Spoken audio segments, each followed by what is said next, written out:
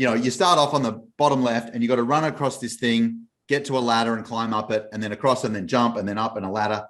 Meanwhile, there's a, gorilla at the top throwing barrels. And so when I first started playing, I'd like get that far and then a barrel would hit me and I'd die. And that happened for the first 5 minutes. And then I figured out how to either jump or duck, I can't remember, and then go up a ladder and hide. And then I'd used to die there all the time. And then I could get to the bit where you have to jump and I'd fall down the hole and I'd die. And then I figured out how to do that and I could jump across and then I could avoid a barrel and then get up.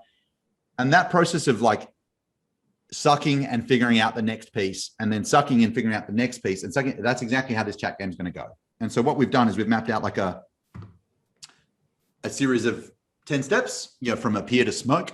And you're going to suck at each one of these pieces. Like I got hit by barrels from Donkey Kong. And so all you do is you play for a little bit and you get really good at getting them to talk back. But then your opener sucks. So then you tweak the opener for a little bit and then you get really good at this bit and then that bit. And then pretty soon you can get all the way through and now you've got a system that you can just run.